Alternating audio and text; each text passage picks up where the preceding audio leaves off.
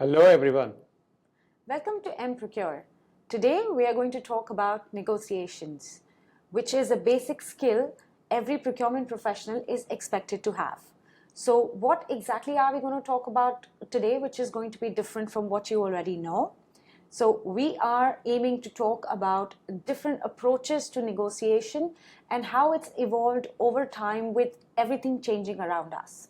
So, I'm going to look towards Nishish and see how he feels about negotiations today and how does he approach negotiations today. So, please share some insights for us. Yeah, sure. So I've been professionally negotiating for more than a decade, and as you said, it's a skill which is also used in day-to-day lives.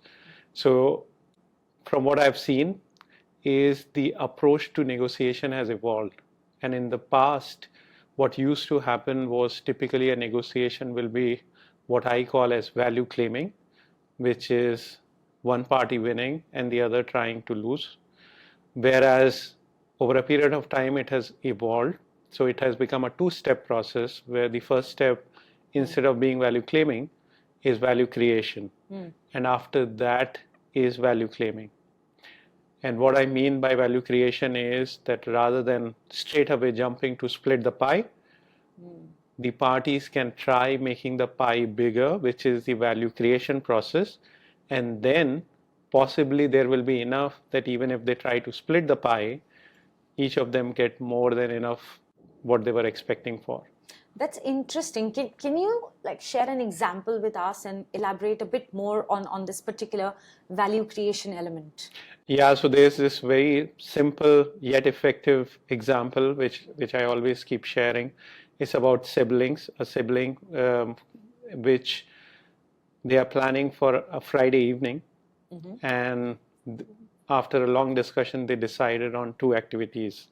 One, that they will go for dinner, and after that, they will go watch a movie. Okay. Now that's the good part. So they discuss their preference for the movie. They come up with different genres, and even for the cuisine preference, they come up with different cuisines, and that leads to a conflict, right? Because the genre which one of the siblings wanted to watch doesn't resonate with the other, and similarly in the case of the cuisine, and that leads to a process of value claiming between them. After a long discussion, what they do decide is that they will ditch the genres which they wanted, but they will rather go for a third genre, which was not in the initial list of either, and same for the cuisine. Okay. Now, on the face of it, this may look like a fair outcome because both the parties have made the compromise. The story gets interesting when they sit in the taxi and they are on their way for the movie. And when they are sitting in the taxi and they start to speak. One of the siblings says that she was watching or binging on Netflix during the day, so she was not very hung up on the movie. Whereas the other sibling says that he had a heavy lunch during the day, so when it comes to dinner, he is not very keen on the cuisine. Right. And when they have this information with them, they decide that there was a much better outcome which could have been created. So they could have prioritized genre for the one which was keen on the movie, and they could have prioritized the cuisine for the one who was keen on dining. And the outcome is completely different. And this example very clearly articulates that how, if you follow a process of value creation, which is more around discussing and identifying the needs of the other party, the value claiming could be much more meaningful. Oh, that's a very interesting example. Something which is in our day-to-day lives, but can really be related to our daily work lives. Yeah, exactly. And if I have to draw parallels to our work, then imagine a supplier or a negotiation with a supplier. We typically start talking about rates, but there could be other variables, right? There could be that the supplier has made capital expenditure, so the supplier has made investment. for them cash flow is more important than the rate, which in case of buyer could be something where they might be able to reduce the credit period and pay the suppliers quicker, which supports their investment, and in return get a better rate. And this is just a parallel of how you start. If you talk about value creation, you can identify different levers or factors or trading variables, as we call it, which can be included in the process, and it can make the discussion much more meaningful, and it can lead to a gain-gain outcome. No, that's very interesting what you say. So if I were to draw a parallel from my experience, I can bring in a perspective. You're talking about collaborating with supplier.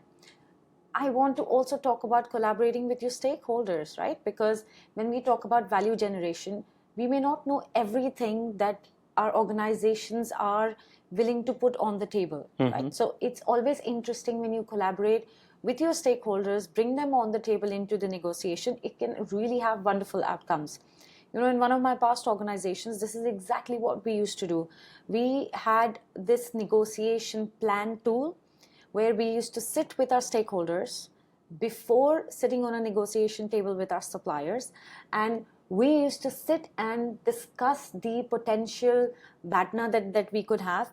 We used to talk about if we wanted to get a certain deal, what else can be, from a technical perspective, you know, they used to give us their inputs, as well as we used to include them in the negotiation meetings as well.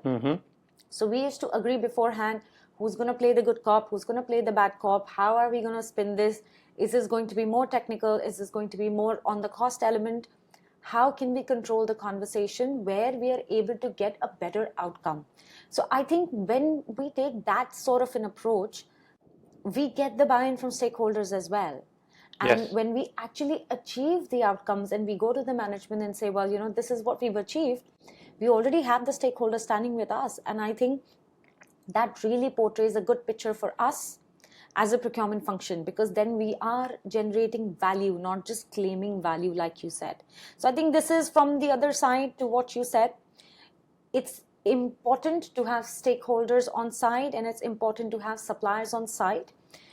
Creating that ecosystem where we understand everybody's win situation can really put us in that position where negotiation takes a very different approach for the benefit of the organization. Yeah, and involving stakeholders right at the start can also lead to what we call as creation of a scorecard, where you identify different variables, you understand the importance of each after seeking input from different stakeholders, and you can say, of course, rate being one of the elements, but there could be quality, the turnaround time, some of the more subjective parameters which could be relevant for these stakeholders.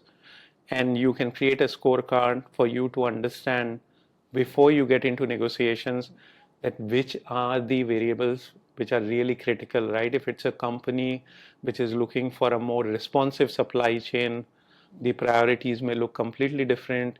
If it's a company which is looking for a more resilient supply chain, the list of factors and the weight assigned to them may look completely different. So involving stakeholders right at the start could be a very, very smart and effective approach. Right, that's really good. So we understand collaboration is the key, understanding the business is also the key, and talking to your suppliers and seeing what is the right level of win-win situation with them is also the key. So new approaches to negotiation. We hope you learned something new today. We hope you will use it in your next negotiation meeting.